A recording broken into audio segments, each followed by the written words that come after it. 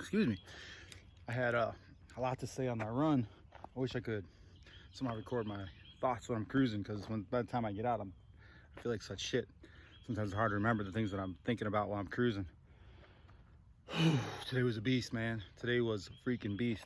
It's 90 something out here, and the humidity is insane. Something that came to mind kind of as I pulled up into the lot. I knew where I was headed because I tracked these out, and excuse me, I realized something because I was looking at all my previous times and places that I've been in those previous times, and I haven't been at this trail in about a month, so it was important to me to see where I was compared to where I was previously.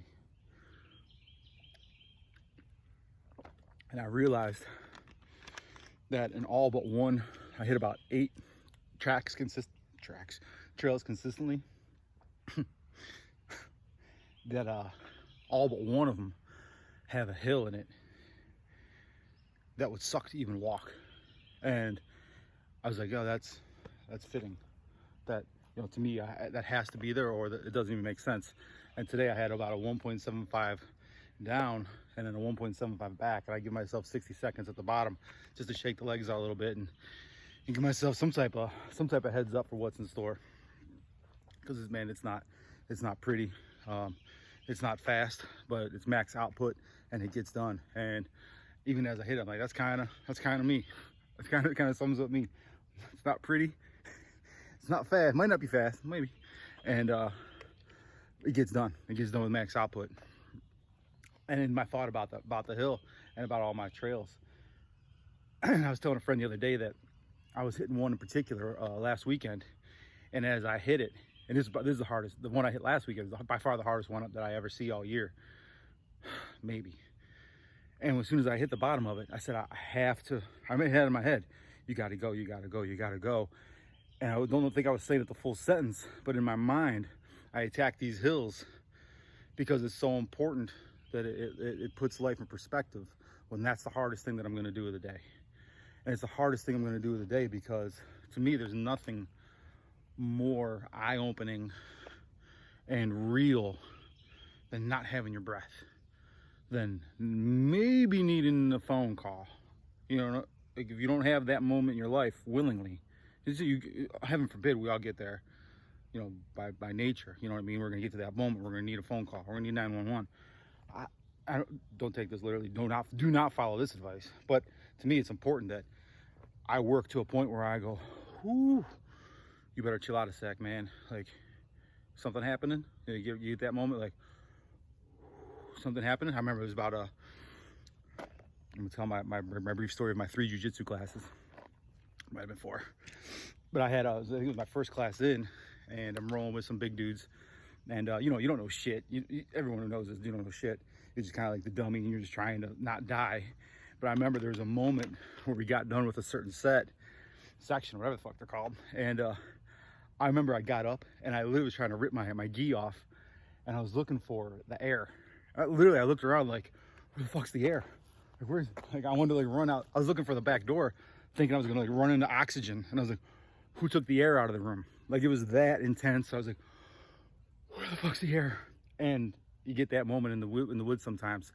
And I think it's that important because that's the only thing, to me, that's the only thing that's real and measurable in your life is you against you, your physical, you can imagine all the things you want in your head about who you are and what you can do, but until you can put it on paper or put it to the test in a physical form, you're really just talking shit. You don't know who you are. You don't know what you can do. You don't know anything about yourself. If you don't challenge yourself, I believe this, and this is no judgment, this is just how I believe in life. If you don't have a way to physically challenge yourself, and everyone's scale is different. So you don't have to do what I do. You don't have to do what he does. You don't have to do what she does. You do what you do. And you got to challenge yourself in some way where you realize who you are now, who you were then, who you think you can still be, and set on a track to go get it. Excuse me. And to me, that's what the hills are for. And the even, I want to keep going with this, the even bigger analogy of that is these hills have always been in my personality. Hopefully you've seen that Jocko video, good. I posted it probably 500 times. You haven't seen it by now, go YouTube it. I'm not posting it again. Just go on YouTube, search Jocko Good. The video's gonna pop up. There's probably 500 different versions of them now with a bunch of people making their own videos on it. But it's basically, hey man, something happens, good. This is just opportunity to improve. You know, some shit hits the fan, good. This is opportunity for that. And I this is just, to me, it's a common thought of people who just are optimistic and understand opportunity and understand possibility. To me, it's not a Jocko thing. It's just, I think he would agree. It's an opportunity, optimistic thought. You know, back in the day of coaching, I remember my very first varsity job.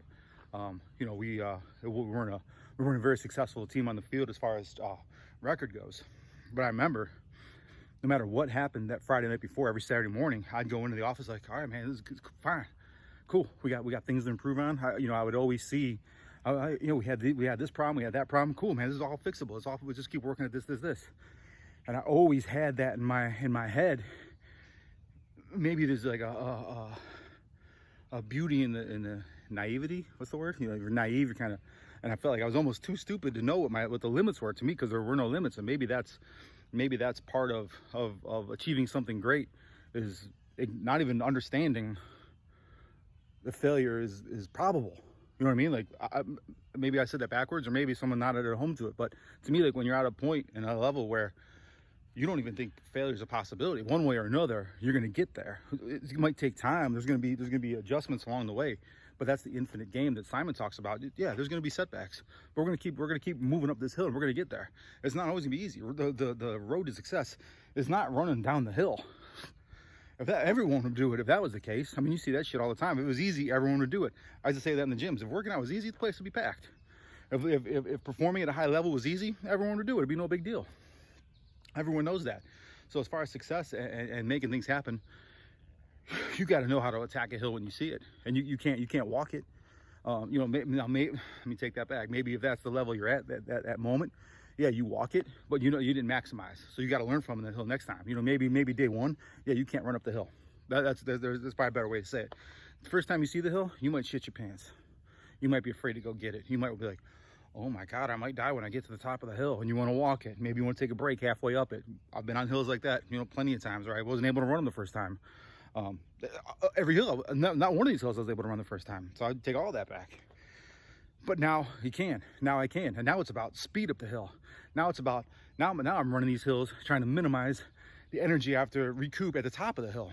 So it's like, where once I couldn't even walk it fully, now I'm getting to the top, and I'm kind of counting the breaths it takes me to get back to 100%. And eventually I'm going to get past that and be even better from there. So that, to me, I think that's a really great analogy for, you know, for leveling up yourself, for business, for coaching, for, you know, thinking of the things I've done in life. Those are things that pop in my head all the time, you know, whether it's work or football or personal training or the gym life or whatever it is. There's always the hill. There's always going to be a hill. And who you are now is going to mirror. It's going to show you exactly what it is. It's going to teach you the lesson. It's going to show you who you are. It's going to tell you where your needs are. It's going to tell you where you're strong. It's going to tell you where you're challenged. And then you got to just assess at the top and move forward from there. And don't pussy out when you get another opportunity for one. You know, don't avoid coming back to this track because the hill's on it. No, remember, come back and get it again and beat it. You know, to me, that's, I guess, and I'm realizing this really as I say it all now, I guess that's why I'm tracking my all these different runs that I'm doing. And every time I'm going out trying to beat it. Let me tell you about today's hill, actually. Last time I was here, it was like 31:15 was my total time. It's not that crazy long. And it was, you know, I had a certain time going down and a certain time coming up. I don't remember exactly what they were. Today, I beat the time going down by about 50 seconds or so. And it was like, cool. I mean, you know, it's a good advantage. So I set out the bus coming back up. And I could feel like, for whatever reason, today was that day. Things just didn't feel awesome.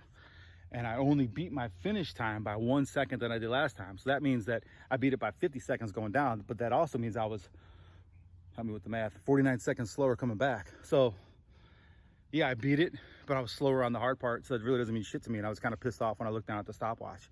So I got to come back here next Thursday and get it again now, just because I can't, it's going to bother me.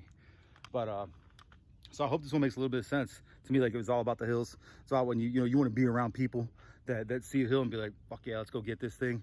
I don't want to be around people that be like, oh fuck, another hill. Oh man, how are we gonna get this one? I don't want to be around those people at all. I want to see people be like, hell yeah, it's hill time, and they want to go get to that top of the hill. Every boot camp ever trained, you guys know, I'm sure I've had plenty of classes where I just was. I'm trying to think of where else we are.